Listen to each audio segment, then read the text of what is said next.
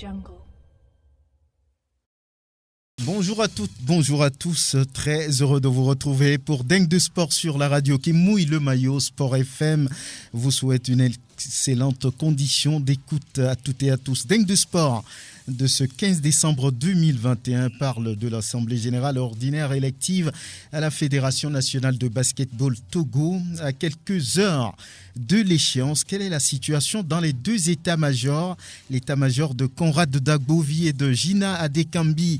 On n'en parle pas d'arbitre togolais à la prochaine Coupe d'Afrique des Nations au Cameroun. Quelles en sont les raisons ? Nous tentons de comprendre dans cette émission. Vous savez, Lomé Fight Night édition 7 a lieu samedi prochain. Où en sommes-nous dans les préparatifs? On aura le promoteur de cette édition. Il est en studio accompagné d'un arbitre international, l'AD1 national de football, acte 4, avec 2 derbys déjà ce week-end. 2 derbys de la capitale, en temps de AS Togoport et AS Sauté Ardito. Puis au nord, le derby de la Cosa entre ASK et Asco de Cara. C'est alléchant, on va dire. Le deuxième chapitre, on va dire en D2, propose dans la poule A étoile filante Maranatha Agbosime, Espoir à Gaza à la Jeunesse Club d'Agoé. Dans la poule B, Fouadan Doumbé, entre autres. Dingue de Sport invite Prosper Agbouklou, Conrad Dagbovi, Gina Adekambi, candidat à la présidence de la FNB Togo. On aura en studio Henri Jala, patron de Pitbull Gym et promoteur de Lomé Fight Night. L'édition 7 a lieu samedi à venir dans un hôtel de la capitale. Dingue de Sport, mise en onde Pélagie Mekoum. La vidéo est l'affaire comme toujours de Sir Fun et l'homme. Je suis Franck Nounyama. Henri Jala, bonjour, bonne arrivée. Bonjour Franck, bonjour Sport FM. Tout va bien? Super bien. On a également en studio Ahmed Korchi. Bonne arrivée. Merci Franck, bonjour et bonjour à Radio Sport FM et à tous ceux qui nous suivent. Très bien, lui, il est arbitre international. Alors Henri, à quelques jours de cet événement, Lomé Fight Night 7, que peut-on dire aujourd'hui? Je peux dire, ça n'a pas été facile, mais aujourd'hui, nous sommes dans les derniers jours. Les choses ne peuvent pas bien et pour moi, ce spectacle sera très belle. Le spectacle sera au rendez-vous. Alors, il y aura beaucoup de pays, l'Algérie, la France, le Togo, le Cameroun et d'autres. Et tous ces pays-là commencent par arriver ou bien pour le moment non? Demain, tout le monde sera là. À partir de demain, le 16, tous nos invités seront là. Vous sentez aujourd'hui une certaine ambiance, un certain engouement du côté du public qui a été sevré un bon bout de temps d'arriver, de voir le spectacle? Oui, bien sûr, parce qu'on a publié sur plusieurs réseaux et il y a des gens qui commandent, il y a des gens qui nous appellent. Donc je pense que ça laisse à manquer. Ça laisse à manquer, quoi. Donc les gens sont vraiment pressés pour voir ce qui va se passer. Ahmed Korchi, oui, vous arrivez de la France, c'est ça? C'est ça, oui. Alors, quand on parle de Muay Thai, quand on parle d'MMA, qu'est-ce que ça veut dire pour vous? Alors pour moi, ce sont des disciplines, des sports donc réglementés et concernant le Muay Thai, c'est toute une culture, c'est un patrimoine culturel de la Thaïlande qui date du XVIe siècle. Donc en fait, la différence entre les deux, c'est quand même que le Muay Thai, c'est très culturel et à la fois un sport de combat. Et le MMA, c'est vraiment une synthèse de toutes les disciplines de contact, de sport de combat. Alors, samedi, ça va être une soirée de combat. Vous êtes arbitre international. Quand il s'agit d'une soirée comme celle-là, comment vous, à votre niveau, vous préparez-vous? Qu'est-ce que vous faites en attendant le jour J? Alors là, en attendant, je me relaxe. J'ai été bien accueilli en Afrique, donc moi je kiffe parce que je suis originaire d'Algérie et donc c'est aussi mon continent. Et donc là, pour l'instant, je profite. Je prépare aussi mes PowerPoint pour la formation que je donne tout à l'heure en juge de Muay Thai et la formation que je donne demain en juge de MMA. Et donc voilà, pour le moment, je suis à disposition de Henri. Dès qu'il y a des choses à faire, je suis là. Ou pour les derniers réglages, étant donné que moi, j'ai une grosse expérience en termes d'organisation, je suis vraiment dedans. Henri, son métier, c'est vraiment coach, entraîneur et promoteur. Et moi, je suis là pour un petit peu mettre les derniers détails, les derniers réglages pour perfectionner l'événement. En quoi ça va consister concrètement, cette formation que vous avez donnée? Alors, en fait, c'est que La chose qu'Henri essaye de faire, et justement il réussit avec brio, c'est qu'il veut faire briller les combattants africains avant tout, en les mettant en opposition avec des combattants qui viennent de l'étranger ou d'autres pays aux alentours du Togo. Mais il ne faut pas oublier aussi que les arbitres et les juges existent, et on a besoin d'officiels pour justement encadrer ces événements. Et il faudrait qu'il y ait aussi une banque de juges et d'arbitres sur place au Togo. Et donc celle-là, c'est moi qui vais commencer à faire un travail ici de développement donc de juges et d'arbitres, afin que dans un moyen ou long terme, ils soient autonomes et qu'ils pourront encadrer des compétitions sans moi. Quand on est arbitre sur ces genres de compétitions, sur ces genres de combats, est-ce qu'il arrive souvent, il vous arrive d'avoir des difficultés, d'avoir des combats compliqués, d'avoir des difficultés à trancher? Ça peut arriver? Alors, ça peut arriver au début, parce que quand l'arbitrage, en fait, c'est vraiment une école continue. On ne peut pas dire qu'on a fini d'apprendre d'être arbitre ou des choses comme ça. C'est-à-dire, on fait une formation initiale, ensuite on apprend sur le tas, on refait des formations de rafraîchissement. Et en fait, les situations compliquées dont vous parlez, ça arrive. Et c'est là, justement, qu'on voit la différence entre un bon arbitre et un mauvais arbitre. Un bon arbitre, c'est celui qui va pouvoir prendre les bonnes décisions quasi instantanées au bon moment, quelle que soit la situation, et sans se mettre en porte-à-faux avec le règlement. Très bien. Henri Jala, vous faites tout ça quelque part aussi pour le Togo. Alors, il y aura un Togolais, c'est Adam Zikli, qui est le champion et qui va combattre pour la ceinture WBC. Alors, quelle est son actualité? Est-il prêt? Il va bien? Il est confiant? Je peux vous dire, Adam est 100% prêt. Et il promet tout le Togo que cette ceinture va rester ici au Togo. Il se prépare très bien et puis il est très très confiant. Quand on est promoteur de ces genres de combats et que 2 ans d'inactivité derrière, on va se retrouver encore pour une soirée, Lomé Fight Night, édition 7. C'est une compétition, c'est une organisation qui grandit déjà. C'est quoi? C'est une fierté, c'est une satisfaction? En fait, qu'est-ce qu'on se dit? C'est une grande fierté aujourd'hui pour voir Lomé Fight Night, qui est un bébé devant vous, Franck. Vous avez vu le début. Ouais. Et puis aujourd'hui, on est à 7e. Aujourd'hui, on peut dire qu'il a 7 ans. Donc, ça va. Je peux dire que c'est une grande fierté. Qu'est-ce que vous promettez au public, ceux qui aiment les soirées de combat, le Muay Thai? Qu'est-ce que vous promettez à ce public-là? Parce que ça vient très vite, c'est juste samedi. Ouais, je le dis, il faut qu'ils viennent. Il faut qu'ils viennent parce que cette soirée, il y aura de très beaux combats. Parce qu'il y aura affaire à des spécialistes dans ce domaine. Donc, les athlètes venant d'un peu partout qui sont prêts à s'affronter et montrer de quoi ils sont capables. Ahmed Krochi, vous, s'il y a un mot à dire à l'endroit du public, j'allais dire, qu'est-ce que vous leur direz? Alors, moi, ce que j'ai à dire au public, c'est qu'il y a un monsieur ici au Togo qui a pris le risque d'organiser justement le Lomé Fight Night pour le grand plaisir du public et des athlètes, parce qu'après cette situation de Covid, c'était compliqué de prendre le risque de faire ça. Il l'a fait, donc maintenant, il ne reste plus qu'à donner la force et venir assister à l'événement. Et Henri organisera encore d'autres événements, il a plein de surprises à nous préparer, donc voilà. Donc public, venez. Très bien. Vous n'avez pas le droit de rater une telle soirée, il faut y aller tout simplement. C'est à l'hôtel Onomo samedi prochain à partir de 19h pile. Ça va commencer avec des combats de très très haut niveau. Voilà, donc Henri Jala, bon courage et puis bonne chance aussi à vous. Merci Franck, merci aussi. Je tiens à te remercier essentiellement pour le soutien et merci au Sport FM pour le soutien parce que depuis la naissance de cet événement, vous étiez toujours avec nous, vous nous avez toujours accompagnés. Donc je tiens à dire merci et que merci. Voilà, c'est un plaisir de vous accompagner. À très très bientôt pour cette soirée magnifique qui s'annonce. Et voilà, Dingue du Sport sur la référence sportive, la radio qui mouille le maillot Sport FM naturellement. Grégoire Attignon, bonjour, bonne arrivée. Bonjour Franck et bonjour à tous les fidèles auditeurs. Oui, Prosper Agbouklou, merci d'être en studio. Merci également pour l'invitation. Très bien. Alors, les arbitres togolais ne seront pas de la partie au Cameroun pour la CAN prochaine. Ça vous surprend, Prosper? Oui, je dirais oui et non à la fois.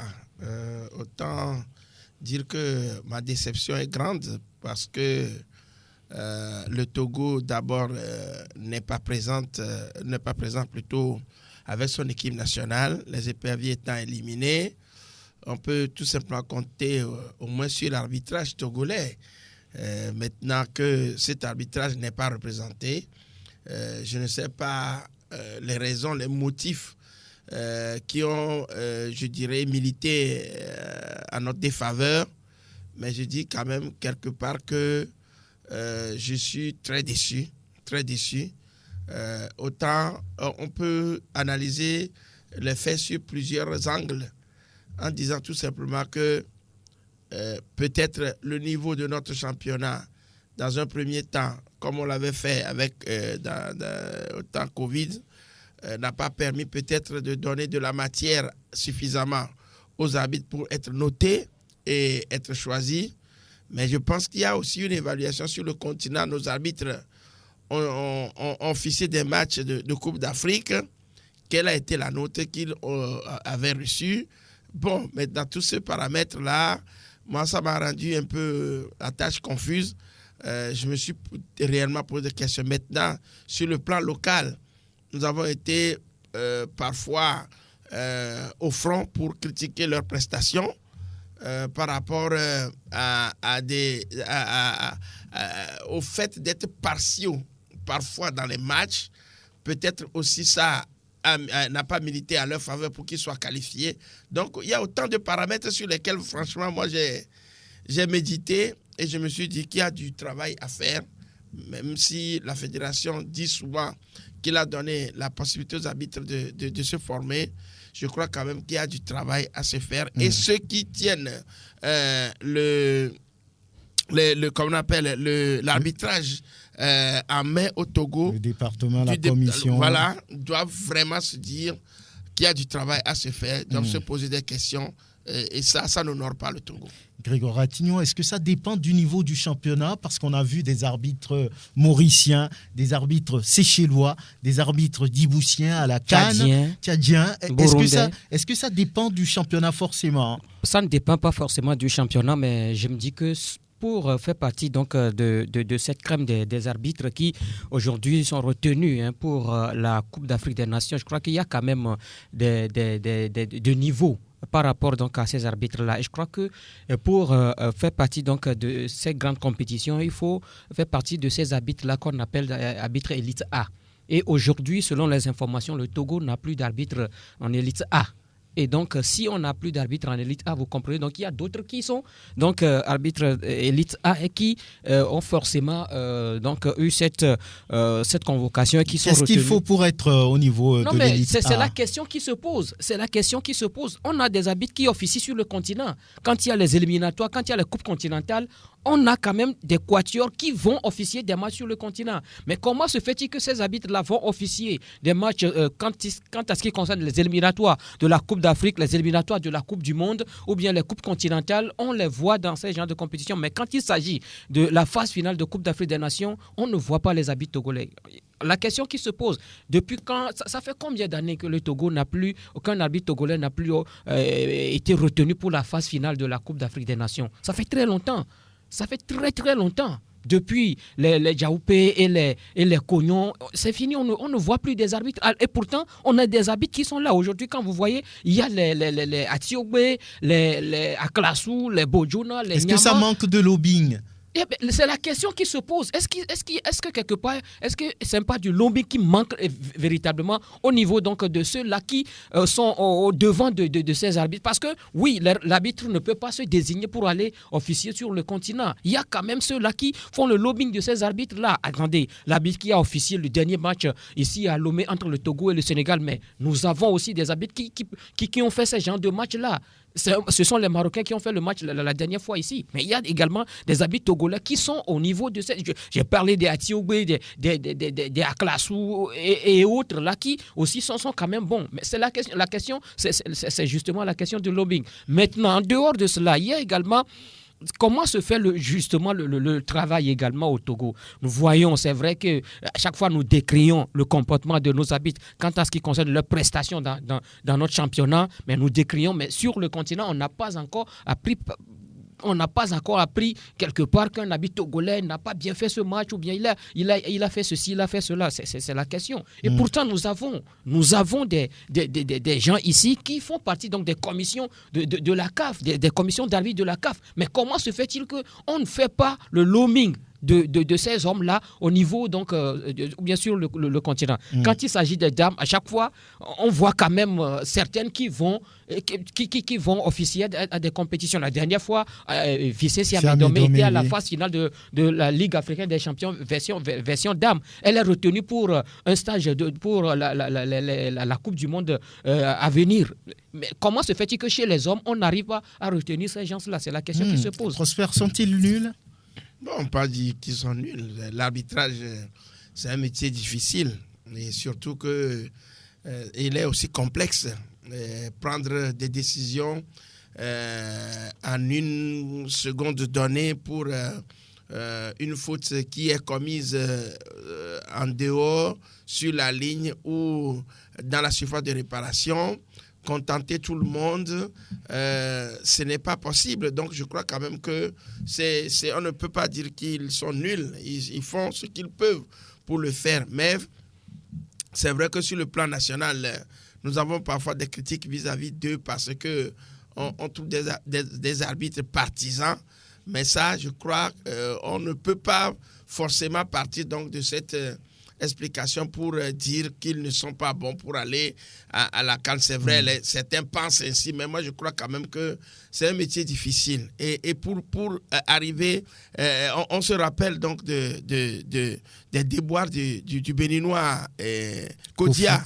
Kofi Kodia. Kofi Kodia, il a atteint le haut niveau, mais on s'est rappelé de ces déboires à la CAF et ses suspensions. C'est maintenant qu'on le rappelle pour être président de la commission des arbitres à la CAF. Donc je crois quand même qu'il y a plusieurs paramètres. Et moi je crois que je dois toucher un point sensible, le lobbying. Pourquoi avant les arbitres officiels? On a vu Diaopé qui avait officié la finale de la Ligue des Champions à l'époque. Il y avait Cognon qui était souvent désigné.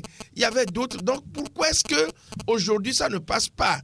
Et ça, c'est à la fédération de nous répondre. Le président de la fédération, la commission des arbitres, il y a même Madame le Kaï, département des arbitres, et il y a Madame Kaï Lawson qui est, comme on appelle, instructeur de FIFA et CAF pour les arbitres. Quel est le travail qui se fait sur le plan national et qui ne donne pas satisfaction aux décideurs pour que jusque-là, nos arbitres ne soient pas désignés pour officier la CAN? Je crois que ça mérite des interrogations. Moi, je ne voudrais pas les condamner tout de suite pour dire qu'ils ne sont pas bons, parce qu'on voit les sifflets, même en Europe, partout ailleurs, où il y a toujours des couacs, de quoi redire sur l'arbitrage. Donc, il va falloir que nos dirigeants réfléchissent réellement sur le comment faire le lobbying pour que nos arbitres se retrouvent aussi désignés pour officier des matchs internationaux, comme ils sont déjà sur le continent, pour qu'ils aillent aux compétitions regroupées, pour qu'on voit réellement que le Togo fait partie vraiment de ceux qui élaborent quand même des stratégies pour développer le football. Sans cela, moi je crois quand même qu'on aura vraiment du mal à apprécier ce qui se passe sur le terrain. On voit des gens à la Fédération togolaise de football qui s'égosillent, qui tapent sur la poitrine, qui bombent le torse. Nous maîtrisons tout ce qui se passe au niveau de l'arbitrage. C'est nous qui connaissons tous les rouages de l'arbitrage. C'est nous qui faisons ci, c'est nous qui faisons ça. Au stade, ces gens sont toujours là pour dire aux gens, vous ne pouvez pas rester ici, allez rester de l'autre côté. Mais on ne sent pas, on va dire, ce savoir-faire. Ça n'accompagne pas les arbitres. Que fait le département? Que fait la commission? Et oui, vous parlez du département, vous parlez de la commission. Il y a aussi l'association nationale des arbitres de football du Togo. Le président fait partie du comité exécutif de la Fédération togolaise de football. Ce sont des inquiétudes, ces questions-là qui se posent aujourd'hui. Parce que beaucoup se demandent comment se fait-il que le Togo, ça fait plusieurs années, plusieurs Coupes d'Afrique des Nations, aucun arbitre togolais, même pour la présélection, aucun arbitre togolais n'est retenu. Avant, oui, on parlait de ces arbitres élite A. Il y avait l'autre là, Ntale Bruno, qui faisait partie donc de ces arbitres élite A. Il était même à un stage quand il a eu un malaise. Et puis depuis ce temps, le gars n'officie plus. Aujourd'hui, il est pratiquement devenu commissaire de match ou bien assesseur des arbitres. Voilà un peu le problème. Depuis le départ de Ntale, donc de ces arbitres élite A, aucun Togolais ne fait plus partie donc de ces arbitres, alors qu'il y a quand même ces arbitres-là qui officient, qui sont très bien, qui font même des matchs internationaux plusieurs fois sur le continent. C'est là l'interrogation. Je ne sais pas si on parle de panier C, que les arbitres togolais ne font même plus partie donc de ce panier C-là. C'est un peu décevable. C'est une déception, mais c'est encore déplorable. Oui, ça fait très très mal. C'est une situation amère pour l'arbitrage togolais. Il y a des questions à se poser. On va essayer de fouiller. Très rapidement, on peut se demander si est-ce qu'il y a une réelle volonté de promouvoir les arbitres sur le plan international. Est-ce qu'il y a une réelle volonté? Non, mais si on arrive à avoir chaque année des arbitres FIFA, chaque année on a des arbitres FIFA, mais on fait leur promotion et faites leur promotion de telle manière qu'ils atteignent également le haut niveau. Depuis là, on n'a plus ces arbitres de haut niveau. Oui, c'est vrai qu'ils sont internationaux, mais s'ils sont internationaux uniquement pour les éliminatoires et que pour la phase finale de ces compétitions, on ne les retrouve pas, vous voyez un peu dommage. C'est là où il faut tirer quand même des fiers chandelles à Gabriel Ameyi par rapport au travail qu'il faisait à l'époque. Très bien. La première division nationale de football est déjà l'acte 4 ce week-end avec 3 derbys, 2 dans la capitale et 1 dans le nord, c'est-à-dire à SCK Asco. Les deux clubs ont le même nombre de points, 7, 2 victoires, 1 match nul. Et puis à Lomé, ce sera en temps 2 à Estogoport. Et puis de l'autre côté, à OTR Dito, en temps 2 à Estogoport, en temps 2 qui pour le moment fait un sans faute. Le club n'a pas encore perdu. Il y a une défaite pour la Estogoport, une victoire et puis un match nul. Ça se présente comment? Oui, c'est une belle affiche qui se présente là entre les deux formations. Vous savez que l'Estogoport a perdu sa première journée. La deuxième journée, c'était un match nul. Et puis, la dernière fois, c'était une victoire aussi difficile, contestée d'ailleurs par les supporters de Bowlesou parce qu'ils réclamaient un pénalty que l'arbitre ne leur avait pas accordé. Donc, vous comprenez que ce n'est pas un début facile pour l'Estogoport, un début plutôt difficile pour les portuaires qui ont quand même pour ambition de revenir sur le continent. Maintenant, en face, c'est une équipe de l'Entente 2 aussi qui ne jure que jouer donc le premier rôle dans ce championnat, c'est-à-dire fait partie de ces 3-là qui seront qualifiés pour les playoffs. Et donc, ça passe forcément par un bon début de saison, ça passe forcément par une bonne prestation. L'Entente 2 a fait une victoire face à Bowlesou, un match nul ensuite face à Gomu 2, puis une victoire difficile la dernière fois également, il faut le préciser, face à Kotoko de Lavier, parce que oui, c'est un but marqué contre son camp par un défenseur de Kotoko. Maintenant, face à l'Estogoport, comment ça se présente? C'est un match qu'il faut jouer à fond. Et l'entraîneur adjoint l'a dit, la dernière fois c'est un derby, mais c'est un match qu'il faut véritablement préparer parce que c'est l'Estogoport, parce que l'Estogoport aussi a la même ambition que l'Entente de Lomé se qualifier pour les playoffs. Et donc ça va être un match qui sera probablement disputé entre ces deux formations. L'autre derby de la capitale, c'est vraiment entre l'AS OTR et puis le Dynamique togolais. L'AS OTR auteur de 2 matchs nuls, 1 victoire, 5 points. Et le Dynamique togolais, 2 victoires, 1 match nul. Ça s'annonce serré là aussi. Oui, et surtout, la dernière pour Dito était quand même éclatante face à Gomido. Oui. C'est dire que c'est une équipe qui a de l'impact. Et quand vous la sentez jouer, vous comprendrez qu'elle a de l'impact et surtout une condition physique énorme contre Gomido. La semaine passée, enfin le week-end dernier, on a quand même senti que c'est une équipe de Gomido qui s'est étiolée face à cette équipe de Dito qui a mis de l'impact en deuxième mi-temps et qui a fait fléchir. Donc, c'est l'équipe de Gomido. Maintenant, Astéoter, plutôt, c'est une équipe qui reste quand même sur une dynamique ascendante après 2 matchs nuls. Elle s'est octroyée donc une victoire sur Ange de Ngoche, menée au score. Elle a pu reprendre l'avantage en deuxième mi-temps. Donc, ce sont 2 équipes qui sont sur la même dynamique, qui sont en train d'aller un peu plus en crescendo. et qui peuvent vraiment s'offrir donc le luxe donc de proposer un très bon match, un très bon match ce dimanche. Donc on peut s'attendre à un match très relevé. Ils sont en train d'aller un peu plus avec, comment on appelle, sous forme de diesel. Au fil des journées, c'est des équipes qui se retrouvent et qui commencent par trouver leur point d'ancrage surtout pour pouvoir élaborer de très bons jeux. Donc, il y a du jeu et je pense que ce dimanche, l'encadrement technique sera sur ce stade. Gomido qui a perdu, on va dire, de façon, on va dire, lamentable face au Dynamique togolais 4-1, aura peut-être l'occasion de se refaire en gagnant, pourquoi pas, face à Kotoko. Oui, un derby également, ça fait 4 derbies. Un derby du Grand Cloto Gomido, Kotoko. Mais là, la dernière fois, beaucoup n'ont pas compris ce qu'il s'est passé face au Dynamique togolais. Je vous propose d'écouter cette supportrice de Gomido. Franchement, moi, je remercie toute l'équipe de Gomido pour cet après-midi. Les enfants ont bien joué. Mais la remarque que j'ai faite, c'est juste au niveau du banc. Et je ne vois pas les remplaçants au niveau du banc. Mais jusque-là, je ne sais pas trop ce qui se passe. Sinon, les enfants ont bien joué quand même. C'est le foot. Vous êtes le 12e homme de Gomido. On n'a pas peur du match. Je sais que les prochains jours, Gomido va encore faire un effort pour rattraper ce qui s'est passé cet après-midi. Et on est confiant que ça va aller. Il y a un problème dans l'équipe de Gomido. Au niveau du coach et au niveau des joueurs, qu'est-ce qui ne va pas concrètement? Là, je ne sais pas trop. Je ne vais pas mentir aussi. Je ne sais pas trop ce qui se passe. Sinon, dans l'ensemble, ça va.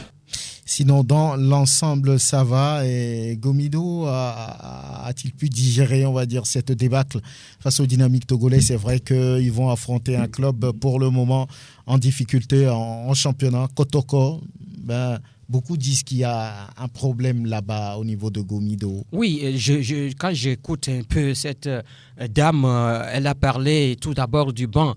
Parce qu'il n'y avait pas d'effectif sur le banc. La dernière fois, j'ai posé la question à Megan Didier parce qu'il y a eu quand même un souci avant l'entame de cette rencontre parce que, selon les informations, 4 joueurs de Gomido de Palimé n'ont pas présenté donc, leur test PCR parce que ça devait se faire selon donc, les informations au niveau donc, de la fédération. Il faut faire d'abord la vaccination, il faut présenter la passe vaccinale pour avoir la licence. Et maintenant, avant donc, le championnat, il faut quand même faire les tests PCR, ce que certains joueurs de Gomido n'ont pas présenté donc les tests PCR final. Donc ils n'ont pas été autorisés à participer donc à cette rencontre. Ça fait que les remplaçants n'étaient pas au nombre pour ce match-là. Il n'y avait que 3 remplaçants, je crois. Ensuite, vous savez que le match a démarré dès la première minute.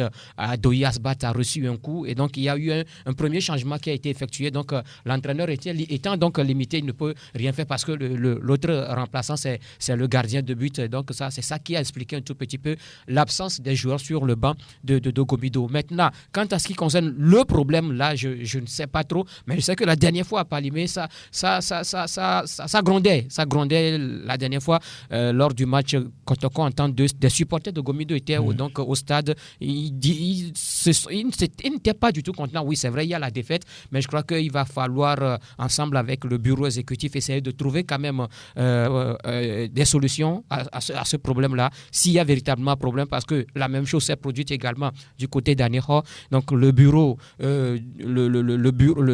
exécutif et puis les supporters, les anciens joueurs et le staff ont essayé ensemble d'aplanir donc les divergences, essayer de trouver quand même des solutions à ce problème-là. Aujourd'hui, on voit un tout petit peu Boblessou. Donc c'est ce qui doit se faire également du côté de Gomido pour essayer de trouver des solutions à ce problème-là. On part dans le nord avec ce derby de la Cosa aussi où SK et ASCO vont se rencontrer là-bas dimanche. Les deux clubs sont leaders dans leur groupe avec 7 points. Il n'y a que le goal différentiel qui fait la différence. Voilà peut-être le tournant de la saison pour celui qui va contrôler les choses dans ce groupe B. Oui, c'est un choc anti-choc auquel le public de Cosa va assister avec ACK et ASCO. Ça, je crois quand même c'est un match qui est attendu. Et même avant la première journée du championnat, on était à Kara et on a déjà eu écho de cette rencontre-là, malgré que les deux équipes n'avaient pas entamé la compétition. Il y avait déjà, comme on appelle, de l'ambiance autour de ce match, des discussions autour de ce match qui va se jouer donc au cœur même de la ville, sur le stade de Kara. Donc, mais on voit quand même que depuis le départ de Koko Jonas à la tête de ACK, l'impact n'est plus, en tout cas à mon avis, c'est un avis personnel, c'est vrai que son successeur Orokura Tchagara fait le travail, mais vous savez, Jonas, c'est un international pratiquement qui a fait, qui a quand même un background assez relevé. On a vu, quand il était là, l'impact que l'équipe avait par rapport à ce que Uro Tchagara et les autres ont, il y a quand même une petite différence. Mais cela n'explique pas que ACK n'est pas une bonne équipe. Maintenant, en face, il y a une équipe d'ASCO qui a les services, donc qui bénéficie des services de Abalo Dossé, qui la dernière fois également a fait un retournement de situation. Donc je crois que c'est un derby qui, pour l'instant, n'a pas encore de vainqueur, parce que comme on appelle, l'attente vis-à-vis de cette rencontre est tout à fait, je dirais, pas exagérée, mais attendue. Oui, c'est un derby. Et on sait que la saison dernière, ces derbys n'ont pas fourni grand-chose. En championnat, la phase aller comme à la phase retour, les deux équipes s'étaient séparées sur des nuls. Je crois à la phase aller, c'était 2 buts partout, et puis à la phase retour, 0 but partout. Il a fallu donc cette finale de ce championnat-là pour les départager, parce que forcément, on doit connaître un vainqueur, et c'est également au tir au but, et que finalement, Asco a su tirer son épingle de jeu. Maintenant, pour cette saison, est-ce que ce sera la même chose? Je ne crois pas. En tout cas, tel que Prosper le décrivait tout à l'heure par rapport à la formation de la SCK, je crois que pour cette saison, il y a quand même une petite différence, c'est qu'il y a beaucoup de joueurs qui sont partis du côté de la SCK, et cette saison, on fait beaucoup plus la politique des jeunes. C'est des jeunes joueurs qui sont maintenant, qui sont en train d'être montés par Orokura Tchagara. Je crois qu'on veut essayer quelque chose cette saison par rapport à cette formation de la SCK. Maintenant, il y a également ces résultats qui sont là. La SCK, après 3 journées, à 7 points, tout comme à Asco de Kara. La SCK, le premier match a gagné 2-1. Le deuxième match a gagné 3-0. Ensuite, le dernier match a fait match nul, 1 but partout. Asco, le premier match a gagné 2-1. Le deuxième match a gagné 2-1. La dernière fois a fait 1 but partout. Vous comprenez qu'il y a quand même cette défense-là, oui, qui flotte un tout petit peu du côté d'Asco de Kara. Il va falloir corriger un tout petit peu cela. Maintenant, du côté des attaquants, Asco a marqué 5 buts. Est-ce que c'est suffisant pour une équipe déjà double championne du Togo, et qui nourrit également une ambition de conserver ce titre et de rester sur le continent avec ces attaquants-là? Il y a Terry Sakor, le Libérien, Sewanou Eli, Ataba Manim, Ouattara Moutalabou et autres, avec tous ces attaquants, mais on ne voit pas une équipe flamboyante d'Asco de Kara. C'est vrai que Abalo Dossé l'a dit, et que chaque match d'Asco se présente comme une finale. Il faut s'attendre à ce que ça doit être la grande finale d'ailleurs, ce dimanche-là face donc à l'SK. Parce que forcément, une équipe va chercher à prendre la première place, à garder la première place, mais parce que également le faux pas d'un de ces 2 clubs-là va profiter aux poursuivants immédiats que sont Unisport et puis ces Massi de Sokoro qui ont chacun 6 points. Vous comprenez que l'enjeu est véritablement de taille. On vous rappelle le calendrier de cette 4e journée de la D1 nationale de football dans le groupe A. Vous savez, il y aura un match avancé entre Entendeux et l'AS Togoport. Boulessou va recevoir Ange Football Club, AS OTR Dito. Gomido sera face à Kotoko. Et puis dans le groupe B, un match avancé aussi, AS Bina Unisport. Ce sera samedi. Les autres matchs de ce groupe B, ASC Asco, on vient d'en parler, c'est Massi Kakadel à Sokodé, et puis Ifodje qui reçoit Sarah Football Club pour tenter d'engranger les premiers points de la saison. Sarah Football également à 0 points. On va passer maintenant à la deuxième division. La deuxième division, ce sera l'acte 2 ce week-end. Et il y a déjà un intéressant étoile filante, Maranatha, à Bossy, mais pas très loin de la radio, Grégoire Attignon. Maranatha ne semble pas prêt, Prosper. Vous les avez vus la dernière fois à Palimé face à Espoir. Ils ont perdu 2-3. Et oui, qu'est-ce qu'il se passe? Oui, c'est simplement que Maranatha, pour l'instant, n'a pas encore une équipe en tant que telle, parce que l'équipe manquait de cohésion. Il y avait des bons joueurs qui avaient fait le match comme il le fallait, mais qui ne se connaissaient pas. Donc, la majorité, enfin, la plupart du temps, allais-je dire, les buts encaissés, les 3 buts encaissés, c'était sur des erreurs, c'est-à-dire des erreurs de placement où le milieu de terrain n'arrivait pas à relancer et qui remettait le ballon pratiquement aux attaquants d'Espoir de Thiévier. Donc, cette méconnaissance des partenaires a vraiment milité à cet échec-là.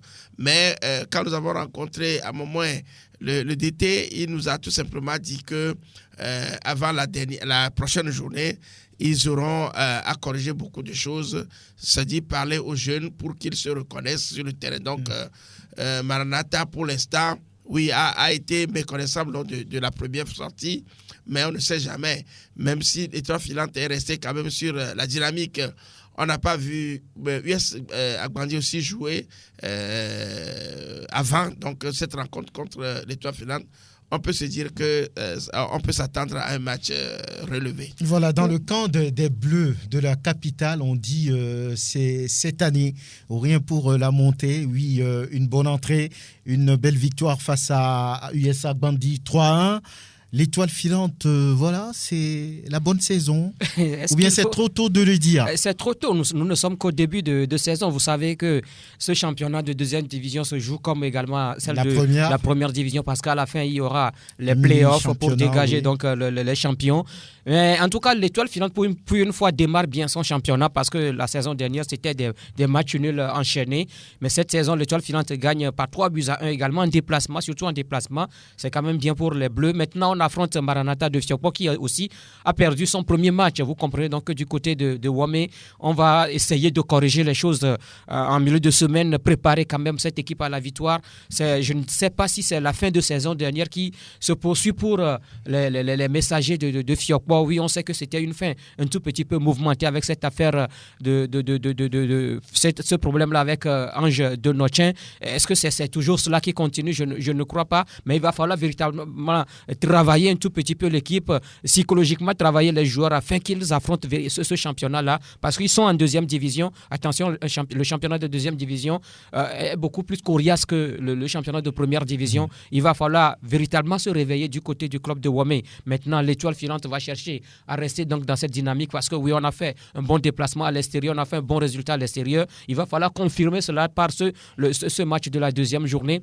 On joue à domicile, oui, même si l'étoile filante ne va pas jouer sur ce terrain, c'est à Bossimé, mais il va falloir également chercher la victoire du côté donc de Ben Adjakba et ses poulains. Oui, vous gardez la parole à Gaza, et déjà dos au mur, parce que beaucoup attendent des Scorpions Noirs une montée en division d'élite, mais depuis ça n'arrive pas, et on pense que peut-être ce sera le cas cette saison. Et Espoir, qui a gagné son premier match, reçoit justement les Verts de Tokoin. Voilà, vous parlez d'Agaza. Quand Gaza se réveillera, c'est l'Afrique qui tremblera. Et jusque-là, le réveil d'Agaza a du mal à arriver, et on reste toujours dans ce profond sommeil-là du côté de Tokoin. Maintenant, oui, on a perdu la première journée avec des déceptions.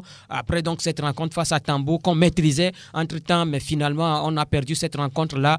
Il faut véritablement oublier cette défaite, préparer le match à venir. C'est ce qui doit se faire du côté des Scorpions Noirs de Tokoin. Et ça, Yenke Claude le sait. Et ça, le président Amadou Ouattara et tout son bureau le savent. Ils savent ce qu'il faut faire. Il faut remobiliser un tout petit peu la troupe. On joue contre Espoir FC du Zior. On sait que la saison dernière, les deux équipes s'étaient affrontées remporté lors de la phase aller avec une victoire étriquée des Verts de Tokoin à la dernière minute. Un but de Kour Yara Robert à la 90e minute qui a fait mal, très mal à la formation de Tchélier. Ensuite, à la phase retour, Espoir FC a renversé la tendance et a battu à Gaza, je crois, par 4. A écrasé à Gaza, je crois, par 4 buts à 1 ou bien 4 buts à 0. Voilà, donc au match retour au stade de Kégué. Vous comprenez que il y a de la revanche en l'air du côté des Verts de Tokoin, mais il va falloir faire extrêmement attention parce que la fin de saison dernière d'Espoir a été une fin tonitruante parce que l'équipe de Tchélier a su engranger des points pour se maintenir. Et on commence bien ce championnat-là avec cette victoire sur Maranatha samedi dernier et sûrement que Bonfou, Arémé et AOC Poulain vont chercher à rester donc dans cette dynamique. Pourquoi pas enchaîner une deuxième victoire, même si ils vont affronter donc à Gaza, à Lomé. À Gaza, a-t-il les moyens de pouvoir... Oui, je crois que c'est la politique de jeunesse, des jeunes que Gaza a mis en place qui quand même fait... Qui frappe encadré par des anciens. Tchala Vincent, par exemple. Oui, à peu près. Donc, cette politique-là, elle est bienvenue maintenant. On a parlé des faits du jeu la dernière fois.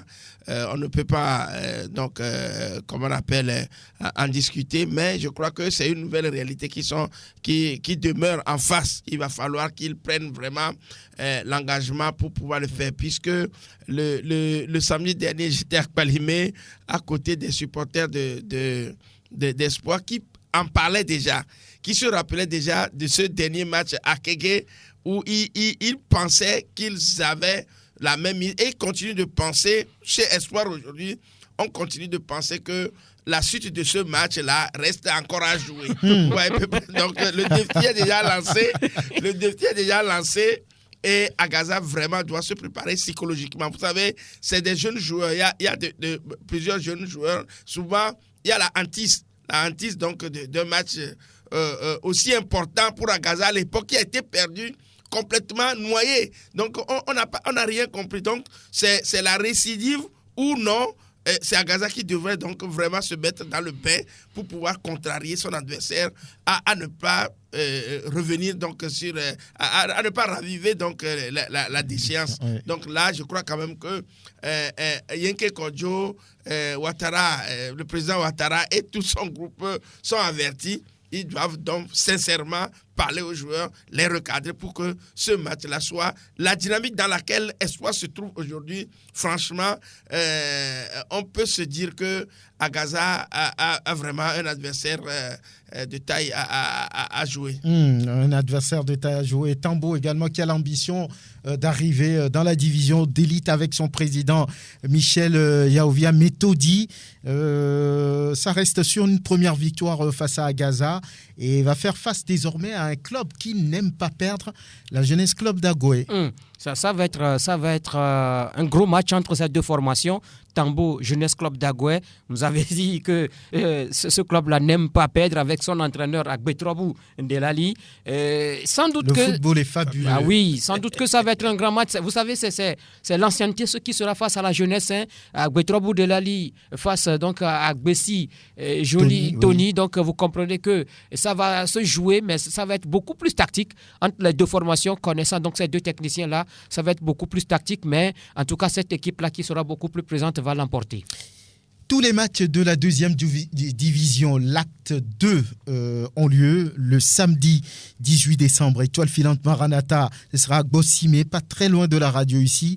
Tambo, JC à Palimé, Arabia, US Agbandi, à Thévier, et puis Espoir qui recevra à Gaza, à la Jeunesse Club d'Ago. Et puis de l'autre côté, dans la zone au nord, on va dire, Bikenti joue contre Foupa à Tchamba. Fouadan reçoit Doumbé à Pagouda. Bien sûr, les Lions du Grand Aune contre les Tam Tam Parlant. Koroki contre Bunja à Bafilo et puis Agoua de Koussountou qui va jouer contre le CDF Aknour à Sokodé. Ce sera tout pour cette émission. Grégoire Tignon, merci. Prosper Agboklou, merci. Surf et l'homme, merci aussi. Et puis Pélagie Mekoum, merci. On se retrouve à très bientôt.